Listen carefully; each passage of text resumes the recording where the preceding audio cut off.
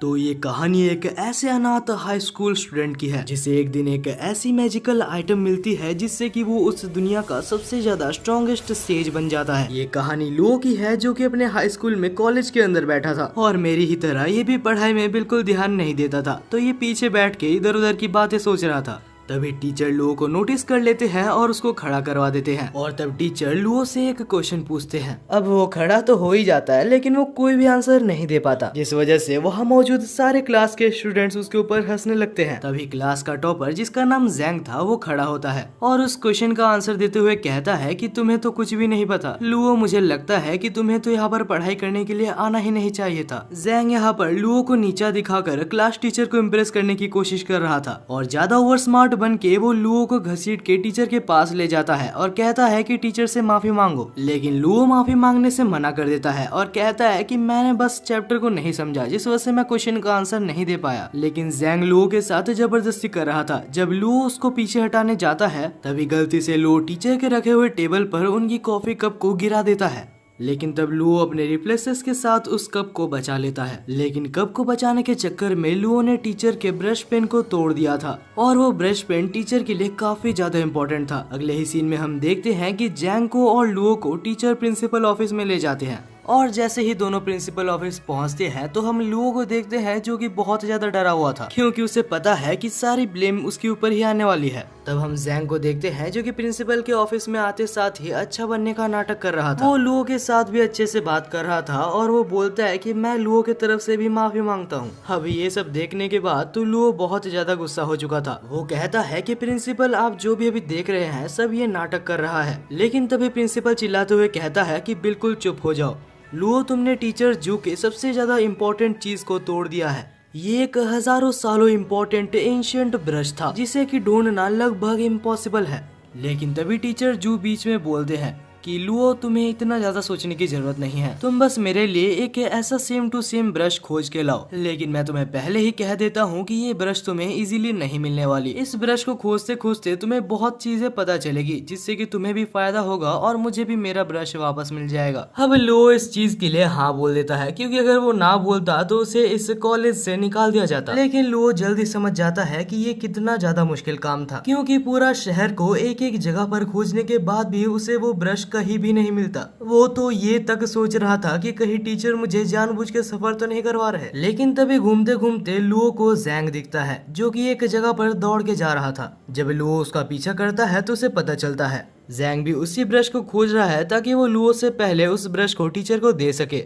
और तभी जैंग के अंकल बोलते हैं कि ये ब्रश मुझे मिल चुका है जो कि यहाँ पर नहीं एक और सिटी में है, हम लोग वहाँ पर चलेंगे लेकिन उससे पहले हम लोग कुछ खा लेते हैं। दूसरी तरफ हम लुओ को देखते हैं जो कि खुश हो रहा था क्योंकि ये उसके लिए बहुत बड़ा मौका था और लुओ जल्दी से जल्दी दूसरे सिटी में जाता है और उस शॉप को खोज लेता है। जब लुओ उस शॉप में पहुंचता है तो वहाँ पर मौजूद शॉपकीपर जो कि एक लड़की थी जिसका नाम रोंग था और उसे देखते साथ हमारे लुओ को उससे पहली नजर में ही प्यार हो गया था। अब वो शर्माते शर्माते पूछता है तो क्या तुम्हारे पास वो ब्रश है, और रोंग भी बोलती है कि हाँ हमारे पास वो ब्रश है। उसके बाद वो उसे ब्रश को दिखाती है लेकिन वो उसे ब्रश को छूने से मना करती है क्योंकि अभी वो उसे नहीं बेच सकते। वो कहती है कि मेरे ग्रैंडफादर जब यहाँ पर आ जाएंगे उसके बाद मैं उनसे पूछ के ये ब्रश तुम्हें बेच सकती हूँ। तभी वहाँ पर एक सूट पहना हुआ आदमी वहाँ पर एंटर करता है और कहता है कि वो ब्रश मेरी है। ये आदमी एक क्रिमिनल है और रोंग इसे जानती है। रोंग कहती है कि हमने तुम्हें कभी भी यहाँ पर नहीं बुलाया तो जल्दी से जल्दी यहाँ से भाग जाओ। ये आदमी जिसका नाम जेन है वो बहुत ज्यादा गुस्सा हो जाता है और उस ब्रश को लेके देखता है। उसके बाद बोलता है कि ये वो ब्रश नहीं है जिसको मैं खोज रहा हूँ और तब वो उस ब्रश को फेंक देता है। लेकिन सही टाइम पे लुओ उसको जाके पकड़ लेता है और उसके बाद जैंग कहता है कि अगर तुम मुझे वो ब्रश नहीं देती जो कि मैं मांग रहा हूँ तो मैं तुम सबको मार डालूंगा। तभी बीच में लुओ आ जाता है और अभी अभी जिससे उसे प्यार हुआ है उसके लिए वो उससे लड़ने लगता है। लेकिन तब जैंग इरिटेट होकर अपनी पावर को रिलीज करता है जिससे कि दोनों ही बहुत पीछे जाके गिरते हैं। तब रोंग कहती है कि लुओ पीछे रहना। उसके बाद ही रोंग अपनी पावर को रिलीज करती है। वो कुछ आइसिकल स्पीयर्स का इस्तेमाल करती है जिससे कि जैंग के ऊपर कुछ ज्यादा खास असर नहीं पड़ता। लेकिन जैंग तब हैरान हो जाता है जब रोंग अपने पास में से एक स्नो ब्रश को समन करती है और उससे उसके ऊपर हमला करती है। तब जैंग भी सीरियस हो जाता है और वो अपने क्लाउड ब्रश को समन करता है। और इसके बाद दोनों ही पागलों की तरह लड़ने लगते हैं। लुओ सोच रहा था कि कहीं वो इनके बीच में मारा ना जाए। तब जैंग रोंग को कहता है कि मैं तुम्हें पहले ही बता दूं, तुम्हारे पास जो ब्रश है वो ताकतवर है, लेकिन तुम मुझे हरा नहीं सकती। अब हमें यहाँ पर एक पास्ट का सीन दिखाया जाता है जहाँ हमें एक ओल्ड मैन को दिखाया जाता है जो बैठ के बहुत ज्यादा ड्रिंक कर रहा था। और ये कोई ऐसा वैसा पर्सन नहीं है, ये उस दुनिया का सबसे ज्यादा स्ट्रॉन्गेस्ट सेज है। लेकिन क्योंकि अभी ये बूढ़ा हो चुका है तो वो और काम नहीं करना चाहता। उसे पता है कि वो बहुत ही जल्दी मारा जाएगा, जिस वजह से वो अपनी जिंदगी को एंजॉय कर रहा था। लेकिन उसने मरने से पहले अपनी स्पिरिट और अपनी सारी पावर्स को एक ब्रश के अंदर कैद कर दिया था।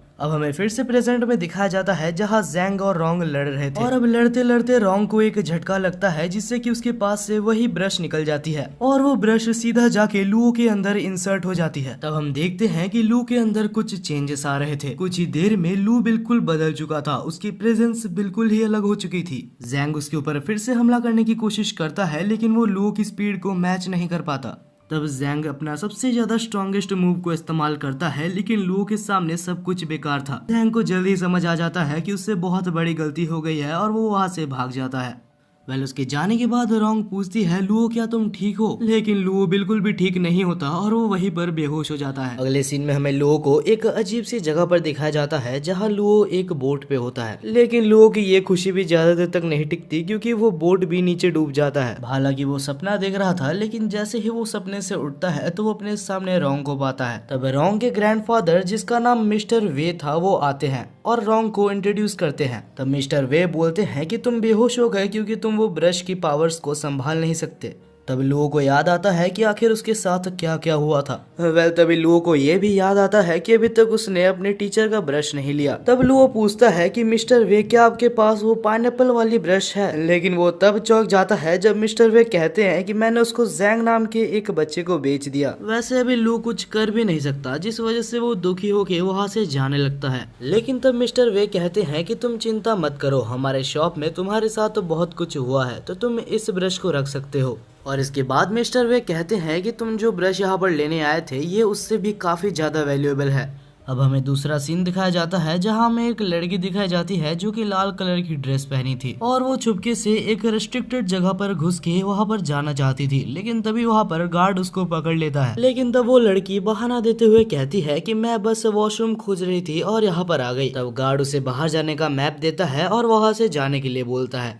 दूसरी तरफ हम लू को देखते हैं जो अभी भी दुखी दुखी चल रहा था क्योंकि उसे अभी तक वो पेन नहीं मिली थी जो कि उसे उसके टीचर ने लाने के लिए बोला था। मगर हाँ, उसके टीचर ने ये भी कहा था कि तुम भी कुछ अच्छा सीखोगे और मुझे भी मेरा ब्रश मिल जाएगा। तो मैंने कुछ नई चीजें तो जरूर सीखी है और ये पेन भी काफी अच्छा है। उम्मीद करता हूँ कि वो मुझे कॉलेज से ना निकाले। पहले अब लू जा रहा था मिस्टर जू के ऑफिस में वो पेन को देने के लिए और वो ये भी सोच रहा था कि वो अपने पेन को देते साथ ही एक इमोशनल स्टोरी को भी उसके साथ अटैच कर देगा ताकि टीचर जो उसको कुछ ना बोले और छोड़ दे। लेकिन तभी अचानक से लू के टीचर पीछे आ जाते हैं और आके पूछते हैं कि लू आखिर तुम यहाँ पर क्या कर रहे हो? लू तब कुछ समझ नहीं पाता और कह देता है कि मुझे आपकी पेन मिल गई है। टीचर तो खुश हो जाते हैं और उसको अपने केबिन के अंदर ले जाते हैं। जब लू अंदर जाता है तो वो काफी ज्यादा नर्वस होता है क्योंकि उसे पता है जो पेन उसे देनी थी वो पेन उसे मिली नहीं है। लेकिन अब लू कुछ कर भी नहीं सकता जिस वजह से वो पेन उसे देता है और वो पेन देने के बाद नहीं पता कैसे लू को उस पेन के बारे में सारी इन्फॉर्मेशन पहले से ही पता होती है। टीचर जैसे ही उस पेन को देखते हैं तो टीचर को पहले ही अंदाजा हो जाता है कि ये पेन बहुत ही ज्यादा कीमती है। ऊपर से जब लू उस पेन के बारे में उसे जितनी इन्फॉर्मेशन पता थी सारी इन्फॉर्मेशन टीचर को बताता है तो वो टीचर काफी ज्यादा खुश हो जाते हैं। यहाँ तक कि वो टीचर उस पेन को ट्राई कर भी देखते हैं।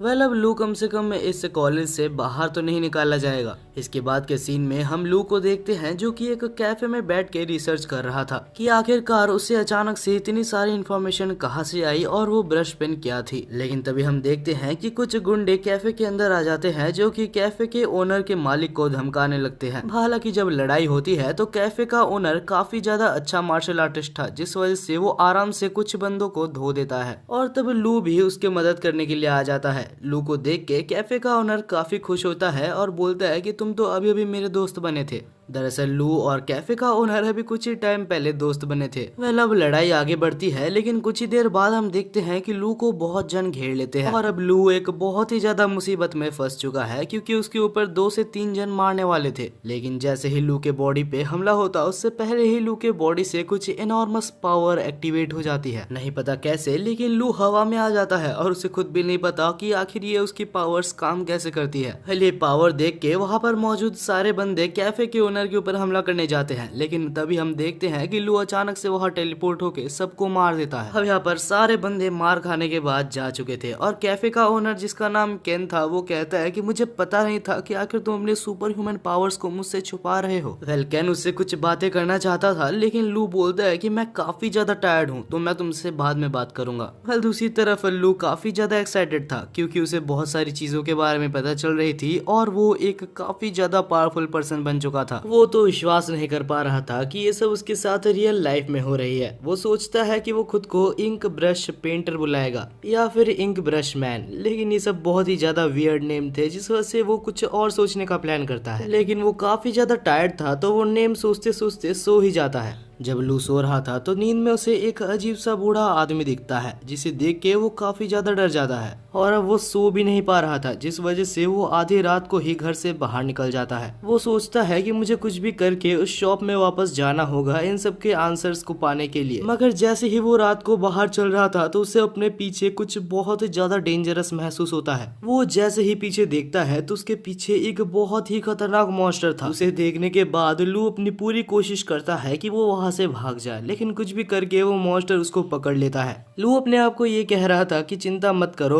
तुम्हारे पास सुपर ह्यूमन पावर्स है, लेकिन असल में ये सुपर ह्यूमन पावर्स तब काम ही नहीं करते। तब लू सोचता है तो शायद यही मेरा अंत है। लू की जिंदगी यहाँ पर एक मॉन्स्टर लेने वाला था। लू ये बिल्कुल एक्सेप्ट कर चुका था और अपने रिग्रेट्स को वापस दोहरा रहा था कि वो मरने वाला है, लेकिन अभी तक उसकी एक भी गर्लफ्रेंड नहीं बनी, ना ही वो सुपरमैन बन पाया जो वो बचपन से बनना चाहता था। तभी वो मॉन्स्टर भी लू को मारने ही वाला था, लेकिन अचानक से वो मॉन्स्टर बिल्कुल जम जाता है, क्योंकि वहीं पर सही टाइम पे रोंग आ चुकी थी जो कि लू को बचा लेती है। तब रोंग लू को पूछती है कि आखिर हमने जो तुम्हें ब्रश दिया था वो क्या तुम्हारे पास है, लेकिन तब लू कहता है कि मैंने वो अपने टीचर को दे दिया। और ये सुन के रोंग काफी ज्यादा गुस्सा हो जाती है और उस गुस्से को मॉन्स्टर के ऊपर निकाल देती है। और रोंग इतनी ज्यादा ताकतवर है ये देख के लू उसके ऊपर फिर से फिदा हो जाता है। वेल अब ये सब हो जाने के बाद लू और रोंग फिर से उसी शॉप के अंदर जाते हैं और रोंग लू को इस बार अपने ग्रैंडफादर के पास ले जाकर बैठा देती है। तब हम देखते हैं कि रोंग के ग्रैंडफादर कहते हैं कि तुम्हारे ऊपर रात को जिस मॉन्स्टर ने हमला किया था उसे आखिर एक ब्रश पपेट कहा जाता है। वो कुछ ऐसे खतरनाक मॉन्स्टर्स होते हैं जो कि ब्रश पेन के द्वारा बनाए जाते हैं, और जो ब्रश पेन मैंने तुम्हें दिया था, अगर तुम्हारे पास वो ब्रश पेन होता तो तुम मॉन्स्टर से बच सकते थे, लेकिन तुमने उस ब्रश पेन को किसी और को दे दिया। मैं ठीक कह रहा हूँ ना? तब लू कहता है अरे हाँ आप बिल्कुल ही ठीक कह रहे हैं, वो ब्रश मैंने मेरे टीचर को दे दिया था। तब लू कहता है कि आप मेरे को बिल्कुल पहले से पूरी स्टोरी को बताइए, मुझे पता है आप मुझसे कुछ छुपा रहे हैं।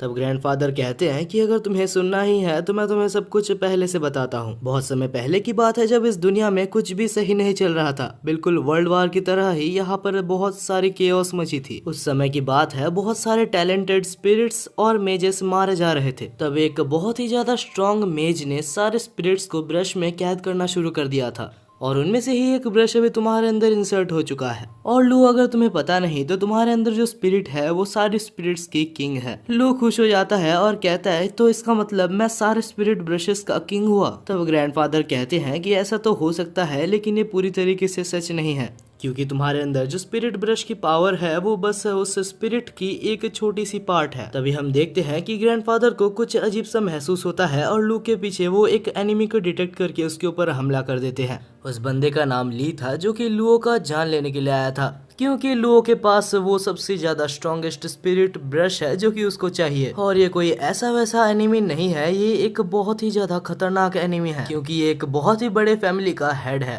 अब वो लुओ के ऊपर हमला करता उससे पहले ही रोंग उसके ऊपर हमला कर देती है, लेकिन ली उस अटैक को काफी आसानी से रोक लेता है और उल्टा रोंग के ऊपर एक बहुत ही खतरनाक हमला करता है। तब रोंग को बचाने के लिए सामने लू आ जाता है, लेकिन ग्रैंडपा सही टाइम पे उसको संभाल लेते हैं। और तब हम देखते हैं कि ली बहुत ज्यादा गुस्सा होके बहुत सारे अटैक्स एक बार में करने लगता है। लेकिन ग्रैंडफादर भी कोई कमजोर खिलाड़ी नहीं था। दूसरी तरफ हम लू को देखते हैं जो रोंग को पूछता है कि आखिर ये सब क्या चल रहा है। तब रोंग कहती है कि तुम्हारे अंदर जो ब्रश है वो टॉप 7 ब्रशेस में से काउंट होता है और ये बंदा उन 7 ब्रशेस को कलेक्ट करने का काम करता है जिनमें से एक ब्रश तुम्हारे अंदर है, तो वो तुमको मार के तुम्हारे अंदर से उस ब्रश को लेने के लिए आया है। दूसरी तरफ हम देखते हैं कि अभी तक ग्रैंडपा उससे लड़ रहे थे, लेकिन अभी उनकी तबीयत काफी ज्यादा अच्छी नहीं थी क्योंकि ग्रैंडफादर बूढ़े हो चुके हैं, तो वो उनसे काफी ज्यादा देर तक नहीं लड़ सकते, जिस वजह से रोंग लड़ने का फैसला करती है। तब वो लू को कहती है कि तुम यहाँ से जितना दूर हो सके उतना दूर भाग जाओ, क्योंकि अगर मैं नहीं लड़ पाई तो वो तुम्हें भी मार देगा। दूसरी तरफ हम ली को देखते हैं जो कि ग्रैंडफादर को मारने ही वाला होता है, लेकिन तभी लू अपनी पावर को एक्टिवेट करके एक प्रोटेक्शन बैरियर से उनको बचा लेता है। ग्रैंडफादर कहते हैं कि लू तुम भाग जाओ क्योंकि तुम इसके सामने नहीं जीत सकते। तब लू कहता है कि मैं इस फाइट में उतर चुका हूँ और मैं भाग नहीं सकता,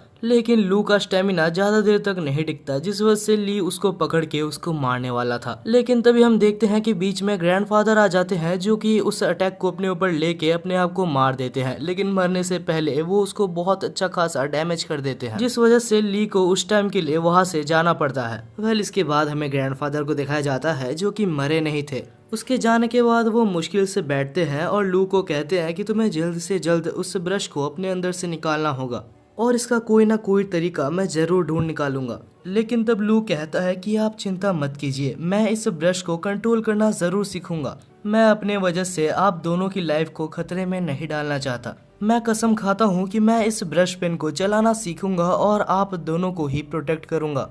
तब ग्रैंडफादर कहते हैं कि अगर तुम यही चाहते हो लू तो यही सही। इस ब्रश पेन को चलाना मुश्किल जरूर है, लेकिन मैं तुम्हें ट्रेन जरूर करूंगा, लेकिन उससे पहले मैं थोड़ा रेस्ट कर लूं ताकि मेरा ये जख्म ठीक हो सके। तब रोंग कहती है कि आप चिंता मत कीजिए, जब तक आप रिकवर नहीं होते तब तक रोंग को ट्रेनिंग देने की जिम्मेदारी मेरी हुई। वेल इतना कुछ होने के बाद भी हमारा नल्ला मेन कैरेक्टर अभी खुश हो रहा था क्योंकि रोंग उसको ट्रेनिंग देने वाली है। अब दूसरी सीन में हमें रोंग को और लू को दिखाया जाता है जो कि स्कूल में थे और सब लू को बहुत ज्यादा टेंशन दे रहे थे, और भला क्यों ना दे क्योंकि उसके साइड में ही रोंग भी उसके साथ ही चल रही थी। अब इसके बाद ही रोंग लू को एक लाइब्रेरी में ले जाती है और कहती है कि तुम्हें यहाँ पर सारे इम्पोर्टेंट पोएम्स को रिसाइट करना होगा, क्योंकि सारे पोएम्स को जानने के बाद ही तुम ब्रश की फुल पोटेंशियल को समझ पाओगे। लू भी बहुत ज्यादा परेशान हो जाता है क्योंकि उसे लग रहा था कि उसे पढ़ाई नहीं करनी होगी, लेकिन यहाँ भी उसे पोएम्स याद करने होंगे। वह रोंग काफी ज्यादा टेंशन में थी, जिस वजह से लू उसको एक जोक सुना के उसको हंसाने की कोशिश करता है, लेकिन अफसोस रोंग हंसती नहीं है। और तभी वहाँ पर जैंग आ जाता है जो आकर लू की फिर से बेइज्जती करने लगता है। वो कहता है कि अगर तुम्हें बस मजबूरी में ही लू के साथ रहना है तो तुम उसे छोड़ सकती हो, और अगर तुम्हें पोएम्स ही चाहिए तो मेरे को सारे पोएम्स याद है। ये सब सुन के लू बहुत ज्यादा परेशान हो गया था और इतना गुस्से में था कि उसे कुछ भी समझ नहीं आ रहा था। तब जैंग अपने आप को रोंग से इंट्रोड्यूस करता है और कहता है कि लू एक बहुत ज्यादा बेकार स्टूडेंट है। वो इतना ज्यादा घटिया है कि कुछ दिन पहले उसने कुछ ऐसा काम किया था जिससे कि वो कॉलेज से निकाल दिया जाता। तब लू को लगता है कि ये सब सुनने के बाद रोंग उसकी हेल्प नहीं करेगी या ही उसके साथ रहेगी, लेकिन भाई वो कहते हैं ना कि मेरी वाली अलग है। बस वैसे ही रोंग यहाँ पर उल्टा जैंग को ही रोस्ट कर देती है। वो कहती है कि तुम बस अपने आप को अच्छा दिखाने की कोशिश कर रहे हो, भले ही तुम एक नालायक हो। और ये सुनने के बाद वहाँ पर मौजूद सारे स्टूडेंट्स उसके ऊपर हंसने लगते हैं, लेकिन इस जैंग गधे को अभी तक समझ नहीं आया। उसे लग रहा है कि वो बस जबरदस्ती लू के साथ है और उसे लग रहा है कि वो लू से रोंग को छीन लेगा। कुछ समय बाद हमें दिखाया जाता है कि रोंग और लू एक पेड़ के नीचे बैठे होते हैं। लू को अभी तक विश्वास नहीं हो रहा था कि उसके लिए रोंग ने स्टैंड लिया। वो सोच रहा था कि क्या यही असली प्यार है। अब अगर इन सब बातों को साइड में रख दिया जाए तो लू को सारे पोएम्स याद हो गए थे, लेकिन उसे एक भी पोएम समझ नहीं आया था। तब रोंग उसके साइड में आके बैठती है और कहती है कि जो भी ब्रशेस होते हैं वो प्रिफर करती है कुछ जीनियस लोगों के अंदर जाने के लिए, कुछ ऐसे लोग जिनको पोएम्स और उनके ऑथर के बारे में सारा कुछ पता होता है, ताकि वो सारे ब्रशेस अपनी फुल पोटेंशियल का यूज कर सके। लेकिन तुम्हारे जैसे गधे के अंदर एक ब्रश चला गया है, जिस वजह से वो कभी भी अपने फुल पोटेंशियल का यूज नहीं कर पा रही। लू सोच रहा था कि बस यही देखना बाकी रह गया था, इसने मेरे मुंह पे मेरे को गधा बोल दिया। और ये सारी बातें पेड़ के पीछे से से जैंग सुन रहा होता है। वो अभी सोचता है कि अगर ये सच बात है तो मेरे को भी एक ब्रश पेन ले ही लेना चाहिए। दूसरी तरफ लू पढ़ाई कर करके थक चुका है, तो उसे लगता है कि उसे अभी एक ब्रेक तो ले ही लेना चाहिए। तब रोंग कहती है कि जब वो ली तुम्हारे सामने रहेगा तो तुम्हें पूरी अपनी जिंदगी से छुट्टी मिल जाएगी। ली जूगे फैमिली से बिलोंग करता है और वो फैमिली एक बहुत ही ज्यादा पॉपुलर फैमिली है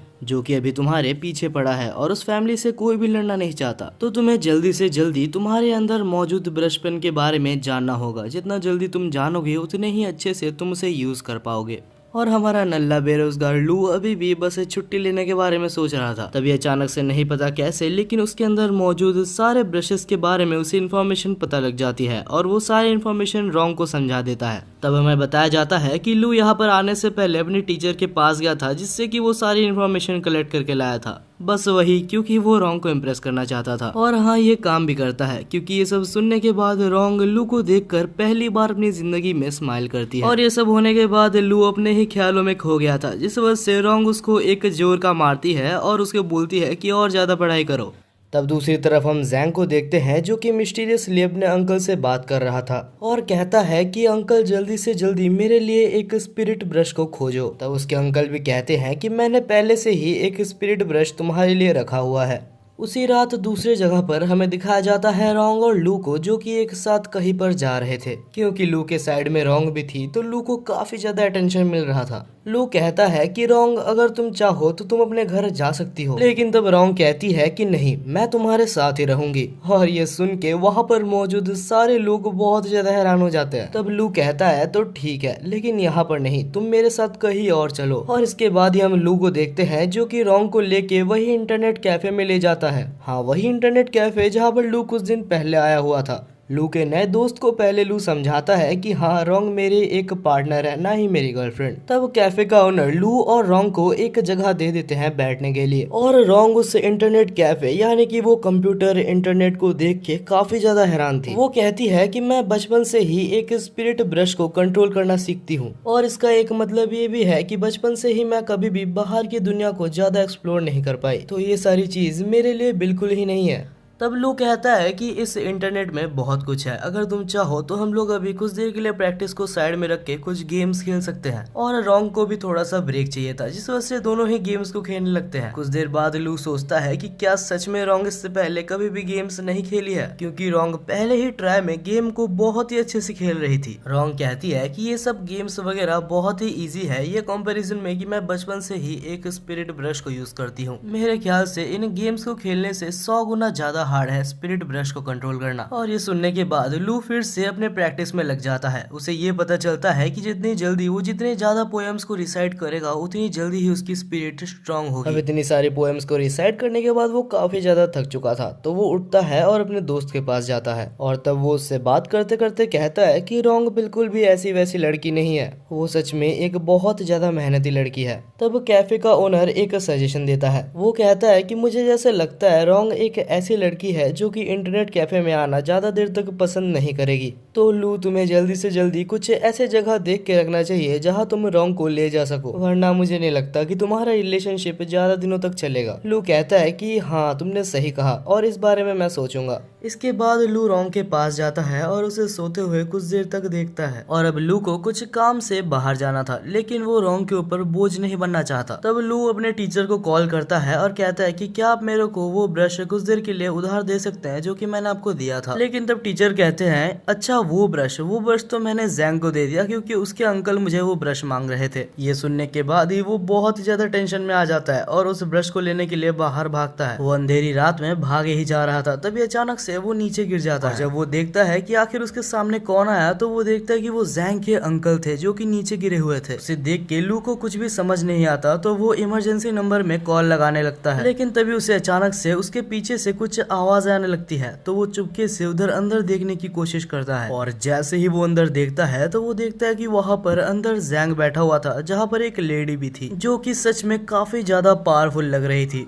और तब वो जैंग के साथ कुछ कर रही होती है। ये देख के लू बिल्कुल ही चौंक जाता है। तब वो लेडी कहती है कि तुम्हें तो शुक्रगुजार होना चाहिए कि तुम मेरे पपेट बनने के लायक हो। दूसरी तरफ लू को कुछ भी समझ नहीं आ रहा होता कि आखिर वो क्या करे। जैंग का चेहरा देख के लू को उसको एक जोर का थप्पड़ मारने का मन कर रहा था, लेकिन क्योंकि वो एक मुसीबत में है तो इंसानियत के खातिर लू को उसे बचाना होगा। लेकिन तब लू सोच रहा था कि मुझे पता है कि अगर मैं डायरेक्टली उससे लड़ने जाऊं तो मैं मारा जाऊंगा, क्योंकि नो डाउट वो लेडी मेरे से काफी ज्यादा स्ट्रांग है। यहाँ पर मुझे शायद से रोंग को बुलाना चाहिए, लेकिन रोंग को अगर मैं बुलाने जाऊँ तब तक जैंग भी मारा जाएगा। अब बहुत ज्यादा सोचने के बाद लू को फाइनली एक आइडिया आता है। दूसरी तरफ हम उस लेडी को देखते हैं जो कि जैंग के साथ कुछ कर रही थी, और तभी लू वहाँ से चिल्लाता है और कहता है कि आखिर अंदर कौन है। जैसे ही लेडी बाहर आती है तो लू बहुत ही ज्यादा गुस्से में कहता है, आखिर तुमने जैंग को कैसे पकड़ा? तुम्हारी हिम्मत भी कैसी हुई जू गे फैमिली से टक्कर लेने की? अगर आपको याद नहीं आ रहा तो ये वही फैमिली है जो कि लू के पीछे पड़ी हुई है उसे मारने के लिए, और क्योंकि ये सबसे ज्यादा स्ट्रॉन्गेस्ट फैमिली है तो वो उसकी हेल्प से यहाँ पर जैंग को बचाने की कोशिश कर रहा है। लेकिन वो लेडी उसको बिल्कुल भी सीरियस नहीं ले रही थी और कह रही थी कि तुम बस मजाक कर रहे हो। लेकिन तब लू अपनी पावर को रिलीज करता है और उसको दिखाता है कि उसके पास भी एक स्पिरिट ब्रश है, और ये देखने के बाद वो लेडी उसके ऊपर थोड़ा थोड़ा भरोसा करने लगती है। और तब वो कहती है कि मैंने जैंग को नहीं पकड़ा, वो खुद ही मेरे पास आया था अपने ब्रश को अपने अंदर इंसर्ट करवाने के लिए। लेकिन यहाँ पर लू कुछ ज्यादा ही ओवर एक्टिंग करते हुए कहता है कि मुझे ये सब नहीं सुनना, तुम जैंग को वापस दे दो, वरना मुझे मिस्टर ली को बुलाने में टाइम नहीं लगेगा और मैं तुम्हें जान से मार दूंगा। लेकिन ज्यादा टाइम नहीं लगता उस लेडी को पता लगाने में कि लू बस एक एक्टिंग कर रहा है, और तब वो अपनी पावर को रिलीज करती है और कहती है कि तुम जैसे छोटे चूहों को मैं हर रोज खाती हूँ। वो लेडी ने उसके ऊपर हमला कर दिया था जहाँ लू भागने की कोशिश करता है लेकिन भाग नहीं पाता। तब उस लेडी ने अपनी आर्ट की मदद से उसको पकड़ लिया था और कहती है कि तुम इससे बच नहीं सकते। लू को उस अटैक से काफी ज्यादा दर्द हो रहा था। उस अटैक ने ना ही सिर्फ लू के बॉडी में, यहाँ तक कि लू के गले में भी उसने जहर भर दिया था। धीरे धीरे अभी उस लेडी को भी लू के साथ खेलने में मजा नहीं आ रहा था, तो वो डिसाइड करती है कि वो लू को मार देगी। और अब फाइनली जब वो उसकी जान लेने ही वाली थी तब लू को कुछ समझ नहीं आता कि आखिर उसे क्या करना चाहिए। तब उसे याद आता है वही पोयम जो कि उसने पढ़ी थी, और तब वो उस पोयम को रिसाइट करने लगता है और अचानक से लू के अंदर एक बहुत ही ज्यादा पावर ब्लास्ट होता है। लू को खुद भी नहीं पता था कि आखिर एक पोयम से उसके अंदर इतनी ज्यादा पावर कैसे आ गई। लेकिन जो भी है, इस पावर को देख के वो लेडी बिल्कुल ही चौंक गई थी। उस लड़की को भी थोड़ा सा भी क्लू नहीं था कि आखिर लू अभी कितना ज्यादा स्ट्रांग बन चुका है। लू यहाँ पर बिल्कुल ओवर पावर्ड हो रहा था। तब यहाँ पर सनराइज भी आ जाता है, और सनराइज के साथ ही लू को एक और पोयम याद आता है। उस पोयम को रिसाइट करते साथ ही लू एक बहुत ही ज्यादा खतरनाक हमला करता है, जिससे कि कुछ पर्पल फॉक्स जाके उस लेडी को मार देते हैं। हालांकि अभी तक लू को काफी सारे पोयम्स याद थे, तो वो सारे पोयम्स को याद करता है और एक बहुत ही बड़ा पर्पल वेव बनाता है, और इस बार उसके आखिरी अटैक से वो मारी जाती है। भाई, हमारी ओपी मेन कैरेक्टर की पढ़ाई यहाँ पर सच में काम आई, तो शायद मुझे भी पढ़ लेना चाहिए। वेल, देखा जाए तो दूसरी तरफ जैंग अभी भी जिंदा था। ये एक अच्छी बात भी है और शायद एक बुरी बात भी है। अब लू उसको पकड़ता है और रोंग के पास ले जाता है। जैंग यहाँ पर बिल्कुल ही एक ज़ॉम्बी की तरह बन चुका था। जब लू रोंग के पास जैंग को ले जाता है तब रोंग कहती है कि इसके ऊपर ब्रश का कंट्रोल हो चुका था, लेकिन लकीली ये बच चुका है क्योंकि इसका कंट्रोल अभी तक ब्रेन के ऊपर नहीं आया था। रोंग उसको पूरी तरीके से क्योर नहीं कर पाती, लेकिन उसके प्रोसेस को थोड़ा स्लो कर देती है। और तभी वहाँ पर जैंग के फादर भी आ जाते हैं, जो कि जैंग को बचाने के लिए लू का शुक्रिया अदा करते हैं और उसे कुछ पैसे भी देते हैं। अब हमें कुछ देर बाद दिखाया जाता है जहाँ पर रोंग और लू एक जगह पर बैठे थे, और रोंग कहती है कि तुमने बहुत ही बढ़िया काम किया लू, मुझे तुम्हारे ऊपर गर्व है कि हमने जो सीखा उसका तुमने बहुत ही अच्छी तरीके से यूटिलाइज किया, और ये कॉम्प्लीमेंट हमारे लू के लिए कोई छोटी बात नहीं थी। दूसरी तरफ हमें उस कैफे ओनर को दिखाया जाता है जिसका नाम येन था। वो देखता है कि जमीन में कुछ गिरा हुआ है, और जैसे ही वो उसको खोलता है तो कुछ अननोन पावर उसके अंदर चली जाती है। रोंग और लू दौड़ते दौड़ते वहां पर आते हैं, और तब लू कहता है कि अरे ये तो वही ब्रश है जो कि मुझे उस लेडी को हराने के बाद मिली थी। रोंग कहती है कि अगर तुम्हें कोई ब्रश मिला था तो तुम्हें पहले कहना चाहिए था, और अगर ये सच में एक ब्रश ही है तो हमें कोई चिंता करने वाली बात नहीं है क्योंकि ये बस बेहोश ही हुआ है। जैसे ही ये नींद से उठता है तो वो कहता है कि लू, मुझे पहले से पता था कि तुम एक सुपरमैन हो, बस अभी मुझे कह ही दो कि आखिर तुम एक अच्छे सुपरमैन हो या फिर तुम एक बुरे सुपरमैन हो। लू कहता है अरे भाई रुक जा, मेरे को बताने का मौका तो दे। और इसके बाद ही लू कहता है कि हम लोग कोई बुरे आदमी नहीं है। तभी यन कहता है अगर ऐसा है तो मैं भी एक सुपरमैन बन चुका हूँ। और उसके बाद ही यन कहता है कि चिंता मत करो, अगर तुम्हारे ऊपर कोई हमला करेगा तो मैं तुम्हें बचा लूंगा।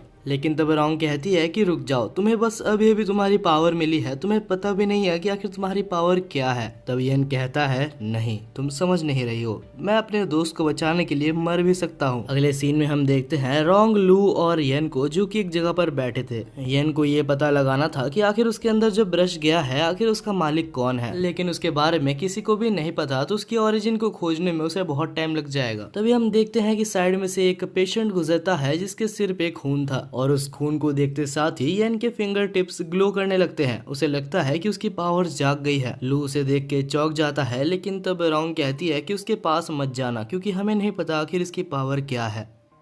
तब ये अचानक से नहीं पता क्या होता है, लेकिन तीनों ही एक ब्लैक स्पेस में आ जाते हैं और वहां पर कोई अननोन पावर तीनों के ऊपर ही हमला कर रही थी।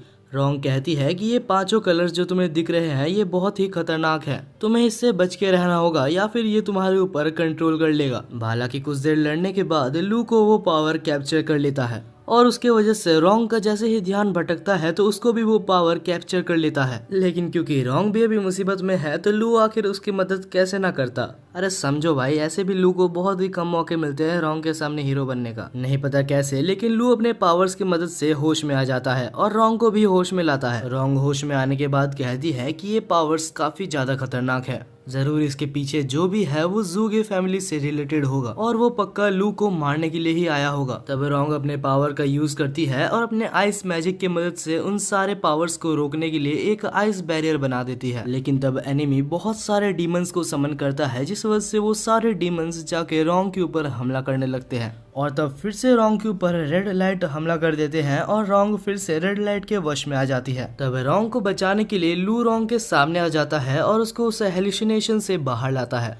लू इन सब चीजों में इतना ज्यादा खो चुका था कि उसे पता भी नहीं था कि पीछे से एक डीमन आके उसके चेस्ट से उसके हाथ को आर पार कर चुका था। जैसे ही लू को ये चीज पता लगती है तो वो कहता है कि रोंग यहाँ से जल्दी भाग जाओ। तब वो डीमन लू को उठाता है और उसको उठा के यन के ऊपर फेंक देता है। तब जैसे ही यन उसकी उंगलियों से लू को पकड़ता है तो अचानक से नहीं पता कैसे लू के सारे इंजरीज खुद ब खुद हील हो जाते हैं। लू को तो समझ नहीं आ रहा था कि आखिर वो अभी तक जिंदा कैसे है। तब यन रोंग को भी छूता है और रोंग के भी सारे इंजरीज हील हो जाते हैं। तब उन्हें समझ आता है कि आखिर ये सब चीजें यन की उंगलियों की मदद से हो रहा है। अब फाइनली हमारे नल्ले कैफे ओनर को भी थोड़ा सा अपने ऊपर गर्व हो रहा था। तब वो कुछ ज्यादा ही ओवर कॉन्फिडेंट हो जाता है और खुद ही चला जाता है डीमन से लड़ने के लिए। हाँ, वो बात अलग है कि वो बहुत ही बुरा पिटता है, लेकिन हाँ वो अपने इंजरीज को अपने ही पावर से खुद को हील कर सकता था। और आखिर में येन उन सारे कामों के पीछे जिसका हाथ था उसको खोज निकालता है। तब वो ज़ूगे फैमिली का मेंबर सरेंडर करने की कोशिश करता है, लेकिन येन उसे छोड़ता नहीं है और उसे बहुत मारता है। लेकिन तब वो ज़ूगे फैमिली का मेंबर वहाँ से जान बचा के भाग जाता है। अब वो सारा काला धुआं वहाँ से हट चुका था और वो लोग फिर से हॉस्पिटल में आ चुके थे। तब लू जैंग को देखने के लिए हॉस्पिटल के अंदर जाता है और वहाँ पर उसके टीचर भी बैठे हुए थे, जो कि काफी ज्यादा दुखी हो रहे थे और कहते हैं कि शायद ये सब कुछ मेरे वजह से ही हुआ है। तब लू को आइडिया आता है और येन अपने फिंगर टिप्स की मदद से जैंग को छूता है, लेकिन वो पूरी तरीके से अभी भी रिकवर नहीं हुआ था क्योंकि येन के पावर्स भी अभी जैंग के ऊपर पूरी तरीके से काम नहीं कर रहे थे। तो लू यहाँ पर रोंग के पास जाता है। तब वो देखता है कि रोंग किसी से बात कर रही थी और उससे कहती है लू हमारे जाल में फंस चुका है और जैसे सब कुछ हमारे प्लान में था वैसे ही चल रहा है। वो मेरी हर बात को मान लेता है, उसे मैनिपुलेट करना काफी इजी है। जब ये सब सुनने के बाद लू रोंग के पास जाता है और उससे पूछता है, तब रोंग कहती है ये तो काफी ऑब्वियस है, तुम्हें ऐसा तो नहीं लगा ना कि मैं बिना किसी मेरे कारण के तुम जैसे इडियट के साथ घूमूंगी।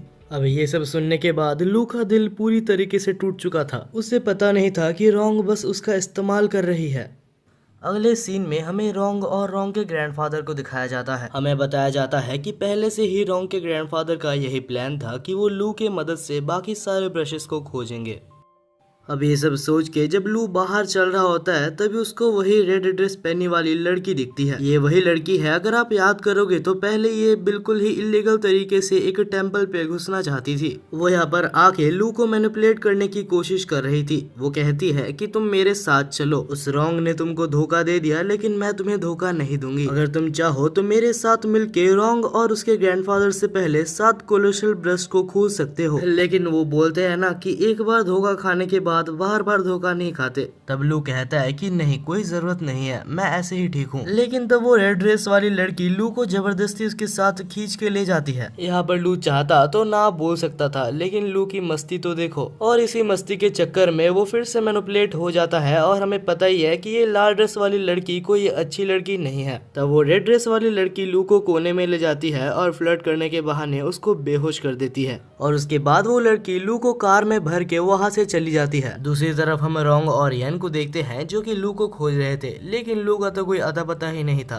दूसरी तरफ हमें फिर से लू को दिखाया जाता है जो कि कार के डिक्की में बंद था और उसे जैसे ही होश आता है तो वो देखता है कि उसके पावर्स को सील कर दिया गया है। तब वो लेडी उसको एक मंदिर में ले आती है और कहती है कि अगर मैं चाहूँ तो इस मंदिर में तुम्हें अभी इसी वक्त मार के तुम्हारे अंदर से उस ब्रश को ले सकती हूँ। और तब लू के अंदर से उस ब्रश को लेने के लिए वो लेडी वहाँ पर एक बहुत ही खतरनाक अटैक लू के ऊपर करती है, लेकिन तभी अचानक से उस अटैक को किसी ने रोक दिया था। तभी हमें एक अननोन पर्सन को दिखाया जाता है जो कि बिल्कुल ही टकला था। तब वो अननोन पर्सन उसके स्टूडेंट को बुलाता है जिसका नाम जू था और कहता है कि जल्दी से जल्दी उस लेडी को मार गिराओ। जहाँ पर जू और वो लेडी फाइट करने लगते हैं, लेकिन वो लेडी भी काफी ज्यादा कमजोर नहीं थी। हम देखते हैं कि वो दोनों के अंदर बहुत ही अच्छा फाइट चलता है, लेकिन आखिर में जू थोड़ा ज्यादा स्ट्रांग निकलता है और इस फाइट को जीत जाता है। लेकिन आखिर में कुछ भी करके वो लेडी वहाँ से भागने में कामयाब रही थी। इसके बाद ही हमें वो टकले आदमी का नाम बताया जाता है जो कि मास्टर बेड था। अब ये सब खत्म होने के बाद मास्टर बेड लू से पूछते हैं कि तुम्हारे अंदर ब्रश है क्या, मैं सही बोल रहा हूँ? तब लू कहता है कि नहीं, मेरे अंदर कोई भी ब्रश नहीं है। मास्टर बेड कहते हैं कि तुम्हारे अंदर ब्रश है और ये मैं सेंस कर सकता हूँ। तब लू एक फाइट के लिए प्रिपेयर हो रहा था, लेकिन तभी मास्टर बेड कहते हैं कि चिंता मत करो, हम तुम्हें हार्म पहुंचाने के लिए नहीं आए हैं, ना ही मैं तुमसे कोई फाइट करना चाहता हूँ। मुझे बस तुम्हारे अंदर मौजूद वो ग्रीन कोलोसल ब्रश के बारे में थोड़ा सा और जानना है। तब मास्टर बेड लू को एक पुरानी कहानी के बारे में बताते हैं। बहुत सालों पहले की बात है, मैं और रोंग के फादर बहुत ही अच्छे दोस्त हुआ करते थे, लेकिन कुछ कारणों की वजह से रोंग के फादर वहाँ से डिसअपीयर हो गए और आज तक उनका कोई भी अता पता नहीं है।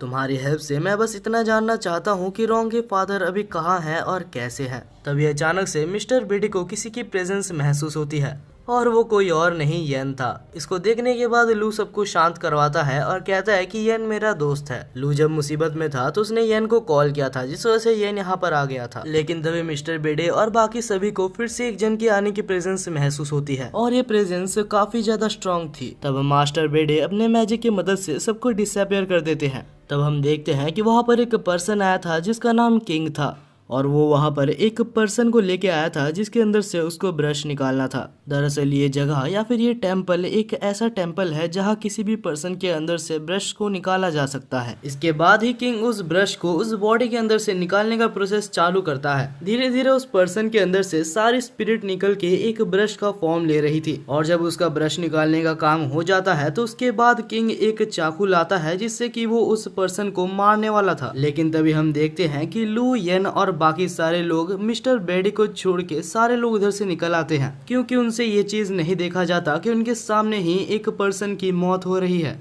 क्योंकि सब लोग निकल ही चुके थे तो मिस्टर बेडी को भी वहाँ से निकलना ही होता है। तब किंग लू को देख के बहुत ज्यादा खुश हो जाता है, क्योंकि उसे पता लग चुका था कि लू के अंदर भी 7 कोलोसल ब्रशेस में से एक ब्रश मौजूद है और जो पर्सन से वो ब्रश को अभी एक्सट्रैक्ट किया वो पर्सन के अंदर भी एक 7 कोलोसल ब्रशेस में से एक ब्रश मौजूद था। तब जैसे ही किंग लू के ऊपर हमला करता है तो लू अपनी पावर को समन करने की कोशिश करता है, लेकिन नहीं कर पाता। वो तो अच्छा हुआ कि जू ने सही टाइम पे लू को बचा लिया था। ये देख के मास्टर बेडे कहते हैं कि लू तुम पीछे रहो, क्योंकि तुम्हें अभी तक पूरी तरीके से ब्रश को यूज करना शायद नहीं आया है। दूसरी तरफ जू अभी भी किंग से लड़ रहा होता है। जू बहुत ही अच्छा टक्कर किंग को दे रहा था। वेल उसे कोई मैजिक यूज करना तो नहीं आता, वो हैंड टू हैंड कॉम्बैट में ही किंग को बहुत ही अच्छा टक्कर दे रहा था। लेकिन कुछ देर बाद ही किंग काफी ज्यादा गुस्सा हो जाता है और अपने मैजिक की मदद से अपना सबसे ज्यादा स्ट्रॉन्गेस्ट हमले को प्रिपेयर करता है और उसके बाद कहता है कि इस पॉइंट पे तुम कुछ भी कर लो तुम बच नहीं सकते, तुम सब मारे जाओगे।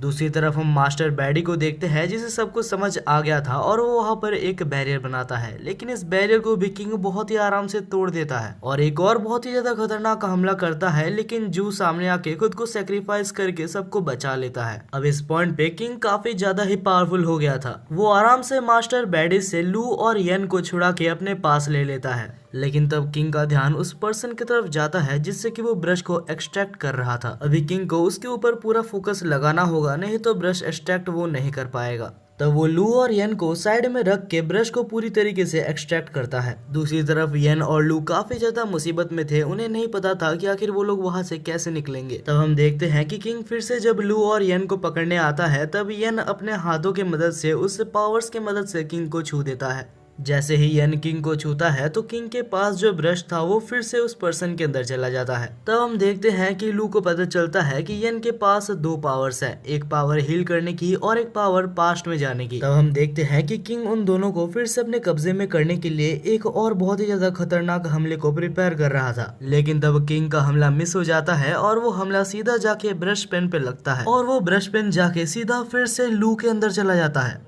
2 मिनट के लिए तो वहाँ पर सारे लोग ही चुप हो गए थे, क्योंकि इस वर्ल्ड में ये इम्पॉसिबल है कि किसी एक पर्सन के अंदर 2 स्पिरिट ब्रश चला जाए। हम लू को देखते हैं जिसके अंदर एक बहुत ही बड़ा एनर्जी ब्लास्ट होता है और यहाँ तक किंग के सामने लू ने अपनी नई पावर को दिखा दी थी। उस वक्त के लिए किंग वहाँ पर बिल्कुल ही डर चुका था, जिस वजह से वो वहाँ से भाग जाता है। इसके बाद हमें दिखाया जाता है कि येन तो बहुत ही ज्यादा खुश था कि उसने इतनी जल्दी अपनी नई पावर को आइडेंटिफाई भी कर लिया और उसे यूज करना भी सीख गया। लेकिन तब लू काफी ज्यादा थक गया था और वो नीचे बैठ जाता है और कहता है कि मैंने अपनी नई पावर को नहीं सीखा है। वो कहता है कि मैंने बस एक पोएम को रिसाइट किया था जिससे कि बस उसकी इमेजिनेशन बनी थी। इन रियलिटी उस ब्रश को मुझे चलाना बिल्कुल भी नहीं आता। इसके बाद ही मास्टर बैडे आते हैं और लू की बॉडी को चेक करते हैं और कहते हैं कि मुझे नहीं पता कैसे, लेकिन लू ने 2 ब्रशेस को फ्यूज करने में कामयाब रहा था। देखा जाए तो इससे पहले भी एक पर्सन ने जबरदस्ती ऐसे करने की कोशिश की थी, लेकिन कुछ देर बाद ही वो मारा गया था। इससे पहले इस दुनिया में कोई भी नहीं आया जिसके पास 2 ब्रशेस हो।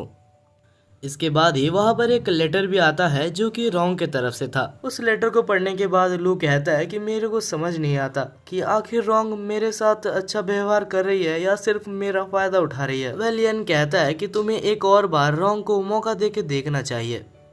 दूसरी तरफ हम लू, मिस्टर बैडे और येन को देखते हैं जो कि जाते हैं उनके विलेज में ताकि किसी भी तरीके से हो, लेकिन लू के अंदर से जो 2 ब्रशेस हैं उनमें से एक को एक्सट्रैक्ट किया जा सके, क्योंकि अगर ये ना किया जाए तो इसकी कोई गारंटी नहीं है कि लू कब तक जिंदा रहेगा। अब लू, येन और मिस्टर बेडे उस विलेज के चीफ के पास जाते हैं, क्योंकि अगर सबसे ज्यादा इन्फॉर्मेशन किसी को होगी तो वो विलेज का चीफ ही होगा। जब चीफ ये सुनता है कि लू ने खुद के अंदर 2 ब्रशेस को एब्जॉर्ब किया है, वो भी बिना किसी हार्म के, तो वो कहता है कि शायद तुम्हारी बॉडी थोड़ी डिफरेंट है और तुम चाहो तो बहुत ही अच्छे और आगे तक जा सकते हो। लेकिन तब लू कहता है कि मुझे इसकी जरूरत नहीं है और जल्दी से जल्दी प्लीज आप कुछ भी करके मेरे अंदर से ब्रश को निकाल दीजिए, क्योंकि मैं सिंगल नहीं मरना चाहता। अब लू की दुख भरी कहानी सुनने के बाद चीफ कुछ करने की कोशिश करता है। वो अपने आप को लू के साथ अटैच कर लेता है और कोशिश करता है कि वो लू के अंदर से एक ब्रश को निकाल ले, और ये चीज काफी ज्यादा हार्ड थी और ये करते करते चीफ काफी ज्यादा थक गया था। चीफ कुछ देर के लिए बैठा ही था कि अचानक से कहीं से हमला होता है और चीफ की जान चली जाती है। एक विलेज का चीफ अचानक से मर जाना कोई छोटी बात नहीं है, जिस वजह से पूरी विलेज में अफरा तफरी मच जाती है और हम देखते हैं कि वहाँ पर एक लड़की आती है जो ये सब वहाँ पर देख के सबको बता देती है। लू और मास्टर बेडे काफी ज्यादा मुसीबत में थे, क्योंकि सब समझेंगे कि उन दोनों ने ही चीफ को मारा है, जिस वजह से वो लोग एक सीक्रेट जगह पर भागते हैं। वो दोनों एक टेम्पल के पास आते हैं जिसके साइड में से एक रास्ता निकलता है एक लाइब्रेरी का। मास्टर बेडे कहते हैं कि इस लाइब्रेरी के बारे में किसी को भी शायद नहीं पता, तो यहाँ पर रहना भी के लिए सबसे हमारे लिए सेफेस्ट होगा। लेकिन ये लाइब्रेरी कोई नॉर्मल लाइब्रेरी नहीं है, यहाँ से निकलने के लिए हमें बहुत सारी मेहनत करनी होगी, और अब हम यहाँ पर आ चुके हैं तो हम वापस नहीं जा सकते, क्योंकि अगर हम गए तो हम मारे जाएंगे। अब जैसे ही वो लोग लाइब्रेरी में आगे बढ़ते हैं तो वहाँ पर एक बहुत ही अजीब सी हैंडराइटिंग में कुछ लिखी हुई थी, और हम देखते हैं कि साथ ही में वहाँ पर बीच में बहुत सारे ब्रशेस भी रखे हुए थे।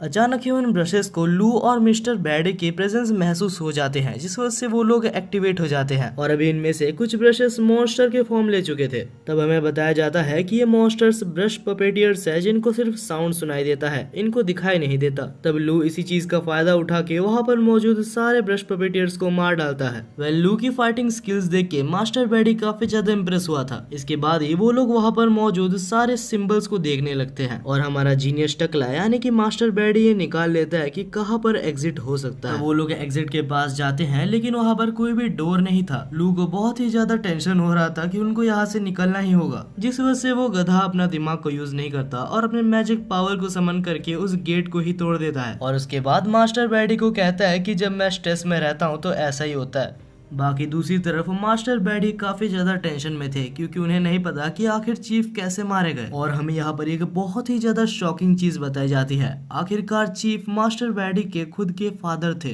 अब दोनों ही अलग अलग हो जाते हैं और हम देखते हैं कि लू फाइनली येन को खोज लेता है। रात हो चुकी थी लेकिन लू सो नहीं पा रहा था। उसे क्या पता कि अगर वो आज रात सो जाए तो कल सुबह वो उठे या ना उठे। तब वो अपने नए ब्रश को समन करता है और उससे पूछता है कि आखिर मैं तुमको अलग कैसे करूं। लेकिन ब्रश वापस उसको एक खाली पेज दे देता है, यानी कि लू की तरह लू का ब्रश भी बिल्कुल ही गधा है। यहाँ में एक और शॉकिंग चीज पता चलती है। लू का जो सेकंड ब्रश है यानी कि ये येलो वाला ब्रश, लू जब जब इसका इस्तेमाल करेगा तब तक लू की लाइफ धीरे धीरे खत्म होते जाएगी। तब लू सोचता है कि क्या उसे रॉन्ग की हेल्प लेनी चाहिए, लेकिन तभी वहाँ पर येन कहता है कि लड़कियां सिर्फ तुम्हें स्लो कर देगी, चिंता मत करो, मैं जू और मिस्टर बैडे तुम्हारे साथ ही हैं। तब लू कहता है कि मास्टर बैडे ने चीफ की डेथ के बारे में जू को बताने से मना किया है, क्योंकि अगर जू को पता लगा कि चीफ मर चुका है तो वो जरूर उस विलेज में वापस भागने की कोशिश करेगा। तो वो लोग एक बहाना बनाते हैं और सो ही जाते हैं। तब हमें दिखाया जाता है कुछ अननोन पर्सन्स बाहर से लू और येन को देख रहे थे और उनके साथ ही वहाँ पर एक किंग भी बैठा हुआ था। और तब वो कहता है कि चीफ के मरने के पीछे सिर्फ और सिर्फ लू का हाथ है। अगली सुबह हम देखते हैं कि हमारे बंदे एक टेम्पल पर जाते हैं। उस टेम्पल पे एक बहुत ही ओल्ड मॉन्क रहता था जिसका नाम जोंग था। वो कुछ काम करने जा ही रहे थे लेकिन मानो क्या हुआ होगा, उनके ऊपर फिर से किसी ने अटैक कर दिया था। तभी हमें वहाँ पर मौजूद अटैकर को दिखाया जाता है जिसका नाम शिव था। लू को तो अभी इन सब अटैक्स की आदत पड़ चुकी है। दूसरी तरफ हमें एक और अटैकर दिखाया जाता है जो कि काले कोट में था और इस बंदे ने अपने मैजिक को येन के ऊपर अप्लाई किया था, जिससे येन इसके खुद के ही एक डायमेंशन में आ गया था जहाँ पर कोई भी पर्सन एग्जिस्ट नहीं करता, सिर्फ ब्रशेस एग्जिस्ट करते हैं। तब वो बंदा कहता है कि ये मेरा डायमेंशन है और यहाँ से निकलने का बस एक ही तरीका है, कुछ भी करके मेरे मुंह से लू का नाम बुलवाओ और तुम यहाँ से आजाद हो जाओगे। येन यहाँ पर बिल्कुल ही बुरी तरीके से फंस चुका है। अब येन को अपनी राइमिंग स्किल्स तो दिखानी ही होगी। दूसरी तरफ हम लू को देखते हैं जो कि अपनी जान बचा के भाग रहा था, लेकिन तब अटैकर शिव उसके ऊपर हमला करती है और कहती है कि हमारे चीफ को मार के तुम ऐसे नहीं भाग सकते। तब लू खुद को प्रोटेक्ट करने के लिए अपनी पावर से एक स्वॉर्ड को समन करता है, लेकिन अनफॉर्चुनेटली वो स्वॉर्ड काफी ज्यादा वीक था। लू तब अपनी पावर्स को फिर से समन करने की कोशिश करता है लेकिन वो भी काम नहीं करता। लू अभी अटैकर शिव से काफी ज्यादा बुरा पिट रहा था, लेकिन तब अटैकर शिव सामने आती है और कहती है कि चिंता मत करो, तुम सिर्फ अकेले नहीं पिट रहे, तुम्हारे दोस्त तुमसे भी ज्यादा बुरा पिट रहे हैं। हमें दिखाया जाता है कि येन अभी भी उसी के वश में होता है, जहां दूसरी तरफ जू को किंग मिल के मार रहा था। अब प्रेजेंट में अटैकर शिव लू को मारने ही वाली थी, लेकिन तब लू स्माइल करता है और वहां पर धुआं धुआं करके वहां से बच जाता है। बाद में वो एक ड्रैगन समन करके लड़ने की कोशिश करता है लेकिन लड़ नहीं पाता। लू सोच रहा था कि आखिर इस लड़की के पास कैसा ब्रश है। दूसरी तरफ हमें येन को दिखाया जाता है जो कि अभी भी उसी जगह पर फंसा हुआ था, लेकिन तब वो दिमाग लगाता है और कहता है कि मेरे पास अपने कोई पोएम्स है ही नहीं जिससे मैं राइम करूं। तब सामने खड़ा अटैकर काफी ज्यादा गुस्सा हो जाता है और कहता है तुम्हें एक कला को इज्जत देनी नहीं आती, तुम एक ब्रश पेन के हकदार नहीं हो। और यही सेम चीज येन का प्लान भी था। येन का प्लान था कि वो धीरे धीरे उसको भड़का दे जिससे कि ये बैरियर कमजोर होने लगे, और होता भी ऐसा ही है क्योंकि कुछ देर बाद ही वो बैरियर इतना ज्यादा कमजोर हो जाता है कि येन उसको आराम से तोड़ देता है। येन बाहर आके जब लू की तरफ देखता है तो लू की हालत बहुत ही ज्यादा बुरी थी। मतलब वो लड़ तो नहीं पा रहा था लेकिन मरा भी नहीं था। और तभी उन दोनों की फाइट बीच में इंटरप्ट होती है क्योंकि वहाँ पर एक बहुत ही बड़ा तूफान आता है और हमें दिखाया जाता है कि कहीं से वहाँ पर एक बहुत ही बड़ा ह्यूज क्रिएचर अपीयर हो जाता है जो कि श्योरली काफी ज्यादा पावरफुल था, लेकिन क्योंकि वो इतना ज्यादा बड़ा था तो उसे हिलने में बहुत ज्यादा दिक्कत आ रही थी।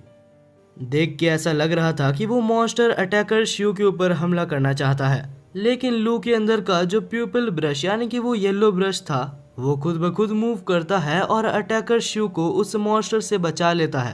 हालांकि शिव को लग रहा था कि लू उसके साथ कुछ करने की कोशिश कर रहा है और इसके बाद ही शिव वहाँ पर बहुत ज्यादा इमोशनल होकर रोने लगती है, लेकिन लू को समझ नहीं आता कि आखिर ये सब क्या हो रहा है। लेकिन तब लू को इतना समझ आ ही जाता है कि यह नया ब्रश शिव को बचाना चाहता है। तब लू के दोस्त अपनी जान को खतरे में डाल के उस मॉन्स्टर का ध्यान को डाइवर्ट करते हैं और अटैकर्स वहां से भाग जाते हैं ये सोच के कि बाद में वो लू से बदला लेंगे। हालांकि ये चौंका देने वाली बात थी कि मॉन्स्टर के पास लॉन्ग रेंज डिस्टेंस अटैक्स भी हैं। हालांकि लू के बनाए हुए मैजिक बैरियर से वो अभी तक बचा हुआ है। येन कहता है कि मेरे को भी सिखा दो कि आखिर एक ब्रश की मदद से बैरियर कैसे बनाते हैं, लेकिन अनफॉर्चुनेटली लू को कोई आइडिया ही नहीं था क्योंकि उसकी प्यूपल ब्रश यानी कि वो येलो वाली ब्रश ये सब खुद ही कर रही थी। मॉन्स्टर से बचने के लिए वो लोग भाग रहे थे, लेकिन भागते भागते वो लोग फिर से मॉन्स्टर के पास आ जाते हैं। ये सब देख के वहाँ पर मौजूद अटैकर कहता है कि अभी के लिए हमें टीम अप कर लेना चाहिए। वो अटैकर वहाँ पर अपना एक बैरियर बनाता है और लू को कहता है कि अपने बैरियर को इसमें मर्ज कर दो ताकि वो दोनों मिलके वहाँ पर एक स्ट्रॉन्ग बैरियर बना पाए। लेकिन ऐसा कैसे करते हैं इसके बारे में लू को बिल्कुल भी नहीं पता था। तब वहाँ पर शिव कहती है कि ये काफी ज्यादा आसान है, तुम्हें बस अपने ब्लड फ्लो के अंदर तुम्हारे मैजिक माना को फील करना है। लू इन बातों को सही टाइम पे समझ जाता है जिस वजह से वो लोग वहाँ से भागने में कामयाब रहते हैं। वहाँ से एक सेफ डिस्टेंस पे जाने के बाद वो लोग देखते हैं कि वो मॉन्स्टर एक मॉन्क का रूप ले लेता है और चिया नाम के किसी एक पर्सन को वहाँ पर बुलाने लगता है। तब उस चश्मे पहने हुए असैसिन को समझ आता है कि आखिर ये कौन है। बहुत समय पहले की बात है, वहाँ पर एक किंग हुआ करता था और उस किंग का एक डिसाइपल था जिसका नाम काय था। लेकिन एक बार काय ने उसके मास्टर की एक बहुत ही इम्पोर्टेंट चीज एक बंदे को शेयर कर दी थी जिसका नाम चिया था। और क्योंकि काय ने मास्टर की एक बहुत ही इम्पोर्टेंट चीज चिया को दे दी थी, जिस वजह से काय के ऊपर से मास्टर का भरोसा बिल्कुल ही उठ चुका था। और हमें बाद में पता चलता है कि चिया एक और एम्परर के लिए काम कर रहा था और उसने सीक्रेटली काय से सारी इन्फॉर्मेशन मास्टर के बारे में निकाल के मास्टर को मार दिया था। और जो चीज अभी हमें प्रेजेंट में दिखाई जा रही है वो काय की एक एनर्जी है। वो बहुत ही ज्यादा गुस्से में है और चिया को खोज रहा है। दूसरी तरफ हम लू, येन और बाकी असैसिन्स को देखते हैं और लू की येलो वाली ब्रश नहीं पता कैसे लेकिन एक जगह पर पॉइंट कर रही थी, तो उन्हें लगता है कि अगर वो उस चीज को डिस्ट्रॉय कर दे तो काय की आत्मा को शांति मिलेगी। लेकिन तब असैसिन्स कहते हैं कि बाहर जाना खतरे से खाली नहीं है और अगर हम बाहर जाए भी तो हमारे पास बहुत ही ज्यादा कम टाइम होगा उस चीज से बचने के लिए। तब येन कहता है कि अगर तुम लोग बिल्कुल भी डैमेज होते हो तो मैं तुम लोग को हील कर सकता हूँ, लेकिन हाँ मेरे पास जितनी एनर्जी है मैं तुम लोग को सिर्फ 9 बार ही हील कर पाऊंगा। तब हम देखते हैं लू, येन और शी इस खतरे को उठा के बैरियर से बाहर निकलते हैं, लेकिन निकलते साथ ही उसके ऊपर बहुत सारे अटैक्स हो जाते हैं और दोनों को हील करते करते उनके पास बस 6 ही चांसेस रह जाते हैं। इसके बाद ही फिर से लू के ऊपर हमला होता है लेकिन शी उसको बचा लेती है, लेकिन शी फिर से डैमेज हो जाती है जिसकी वजह से येन को उनको फिर से हील करना पड़ता है और उनके पास अभी सिर्फ 3 ही चांसेस बचे हैं। और ऐसे करते करते ही अभी येन के पास सिर्फ लास्ट चांस ही बचा होता है। लेकिन तब शी बहादुरी दिखाते हुए कहती है कि मुझे और हीलिंग की जरूरत नहीं है। अब धीरे धीरे वो लोग अपनी डेस्टिनेशन के पास पहुंच चुके थे, जहां येन अपना फाइनल हीलिंग फिर से शी के ऊपर इस्तेमाल करता है और शी पूरी तरीके से रिकवर हो जाती है और उसके बाद ही अपनी पूरी पावर को रिलीज करते हुए उस मॉन्स्टर के ऊपर अटैक करती है और फाइनली जिस चीज को उन लोग को डिस्ट्रॉय करना था वो लोग उस चीज को डिस्ट्रॉय कर देते हैं।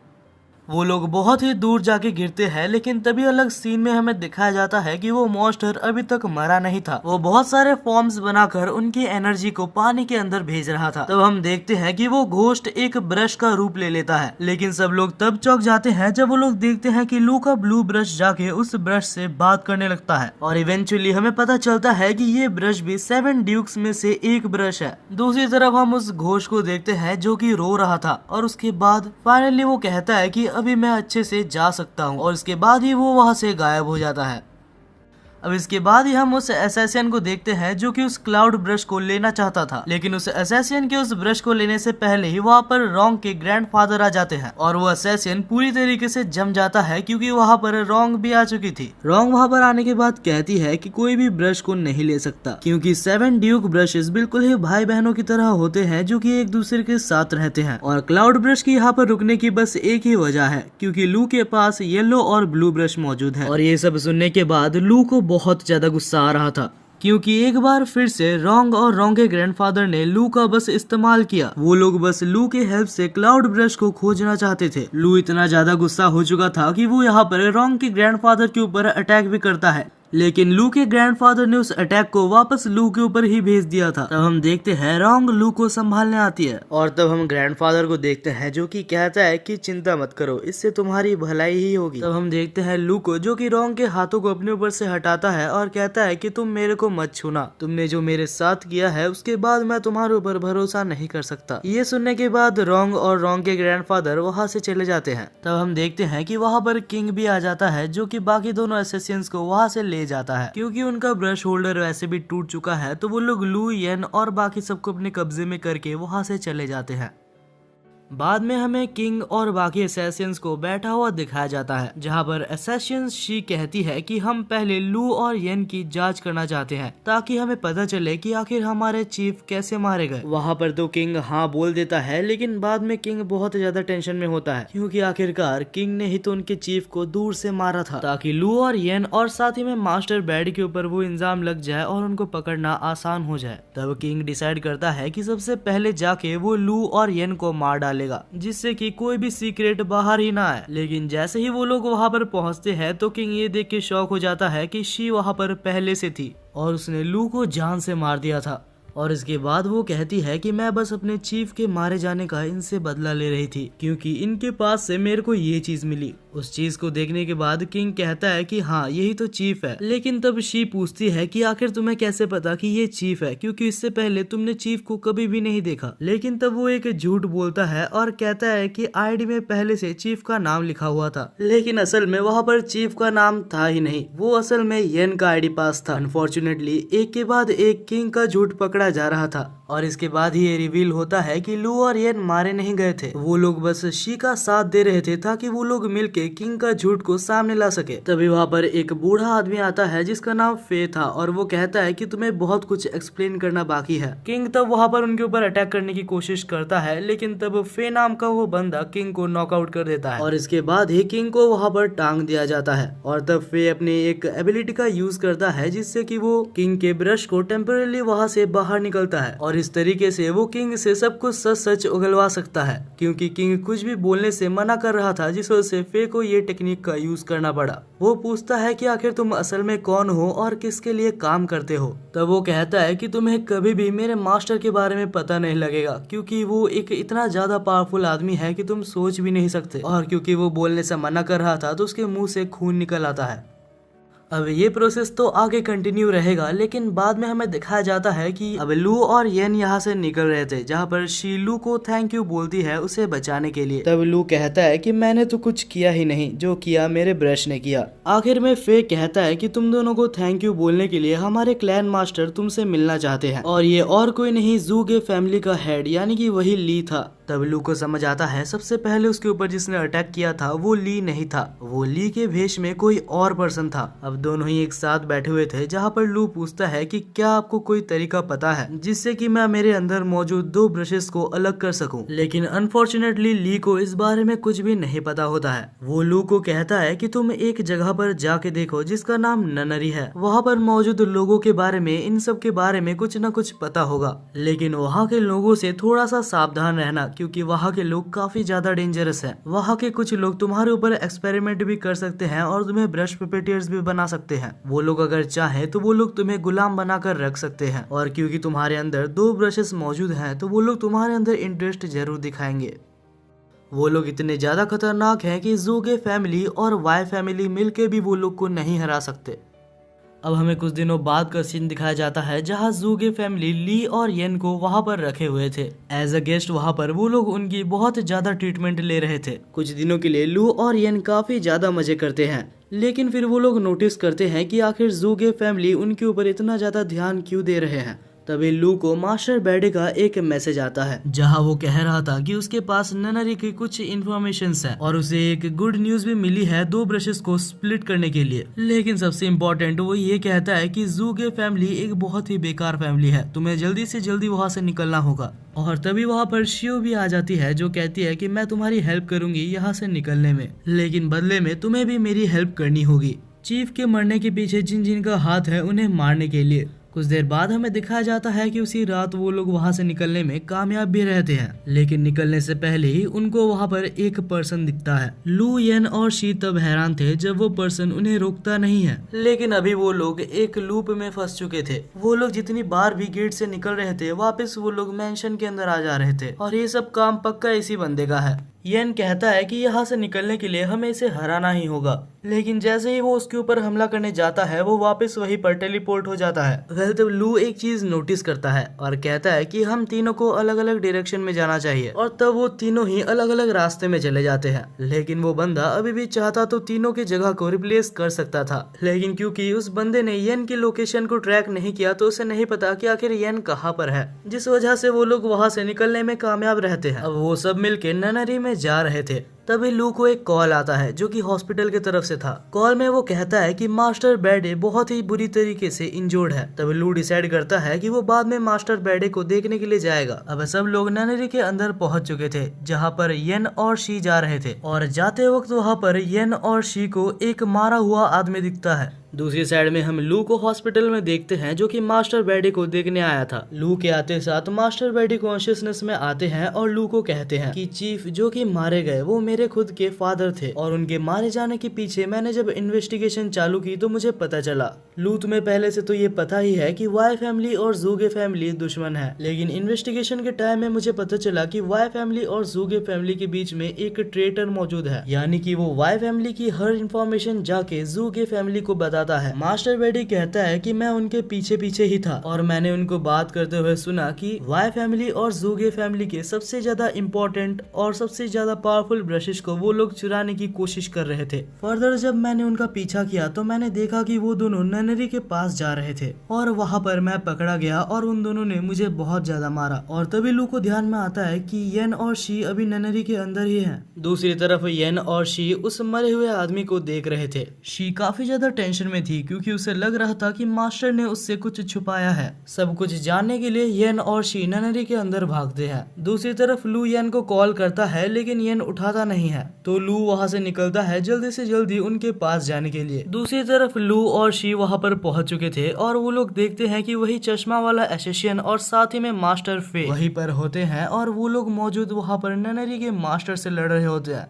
और उस ननरी के मास्टर के साथ उसका ट्रेटर भी था। शी बीच में कूद के उसका हेल्प करना चाहती थी, लेकिन तब येन उसको रोकता है और कहता है कि पहले सिचुएशन को अच्छे से समझ जाते हैं। और तभी वहाँ पर एक पावरफुल ब्रश पपेट आ जाता है और ननरी के ब्रश पपेट इतना ज्यादा पावरफुल होते हैं अगर वो चाहता तो उस चश्मे वाले एसेसियन को उधर ही मार सकता था। लेकिन तब मास्टर अपने ब्रश को समन करके अपने पावर्स को एक्टिवेट करता है और उसकी पावर को देख के येन भी चौंक गया था क्योंकि उसकी पावर काफी ज्यादा इंसेन थी और 1 सेकंड के अंदर ही उस ब्रश पपेट को वहाँ से हटा देता है। तब वो देखता है कि इन सारे ब्रश पपेट को वहाँ पर मौजूद ननरी का मास्टर कंट्रोल कर रहा था। तब फे उसके ऊपर हमला करने जाता है, लेकिन उसके हमला करने से पहले ही वहाँ पर बीच में फिर से एक और ब्रश पपेट आ जाता है। तब ननरी का मास्टर वहाँ पर मौजूद सारे ब्रश पपेटियर्स की पावर्स को भी बढ़ा देता है, लेकिन फे अभी भी अपनी पावर्स की मदद से उन पपेट्स को काफी आसानी से हरा देता है। लेकिन तब खुद ननरी का मास्टर मैदान में उतर जाता है और हम देखते हैं कि वो फे को यहाँ पर ब्रश पपेटियर ही बनाने वाला था, लेकिन तब शी और येन बीच में कूद जाते हैं और फे को बचा लेते हैं।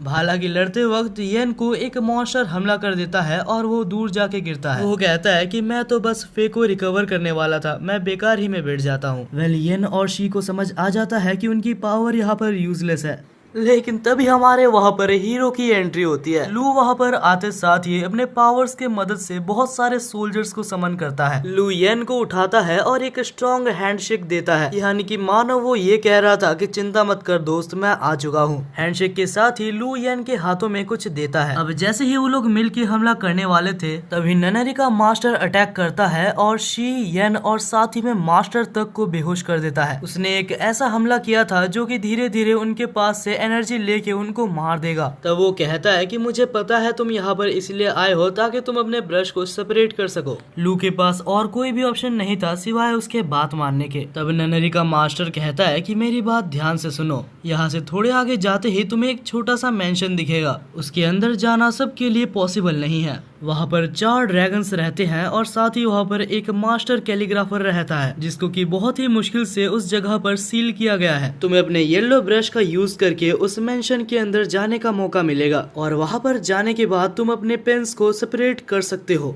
तब लू भी मान जाता है और अपने ब्रश की मदद से उस जगह के अंदर चले जाता है। वैसे वो जगह अंदर से बिल्कुल ही अलग और बहुत ही ज्यादा सुंदर थी। बाहर हम ननरी के मास्टर को देखते हैं जो कि कहता है कि इसके अंदर जो भी गया है वो मरा हुआ ही वापस आया है। लू जब वहाँ पर सेक्रीफाइस हो जाएगा तो यहाँ जाने का रास्ता खुल जाएगा और साथ ही साथ हमें लू के ब्रशेस भी मिल जाएंगे। दूसरी तरफ हमें लू को दिखाया जाता है जो कि 4 ड्रैगन से घिरा हुआ था, लेकिन कोई भी ड्रैगन उसके ऊपर हमला नहीं कर रहा था क्योंकि लू के पास जो ब्लू ब्रश है वो उनसे बात कर सकती थी। और तभी वहाँ पर कैलीग्राफर भी आता है और कैलीग्राफर को देख के लू बिल्कुल ही चौंक गया था। तब हम देखते हैं कि कैलीग्राफर उसको अपने साथ एक रूम में ले जाता है और वहाँ पर उसे एक ड्रिंक देता है। ड्रिंक को पीते साथ ही लू के सारे इंजरीज हील हो जाते हैं। दूसरी तरफ हम येन को देखते हैं जिसका हाथ चमक रहा था। लू ने येन के हाथों में एक ऐसा चीज दिया था जिससे कि वो पूरी तरीके से रिकवर हो गया था। येन रिकवर होने के बाद चुपचाप से फे और शी को रिकवर कर देता है और उनको रिकवर करने के बाद वो तीनों मिलके फिर से उनके ऊपर हमला करने लगते हैं। दूसरी तरफ हम फिर से लू और कैलीग्राफर को देखते हैं। कैलीग्राफर कहता है कि तुम्हारे पास 2 ऑप्शंस हैं, या तो तुम अपने अंदर से दोनों ब्रशेस में से एक ब्रश को निकाल दो या तो तुम्हें एक ऐसी पावर मिलेगी जिससे कि तुम उनको बचा सकते हो। तब लू दूसरे ऑप्शन को सिलेक्ट करता है और उसको सिलेक्ट करते साथ ही लू को एक बहुत ही ज्यादा ओवर पावर्ड स्किल मिलती है और उस स्किल के साथ वो बाहर जाके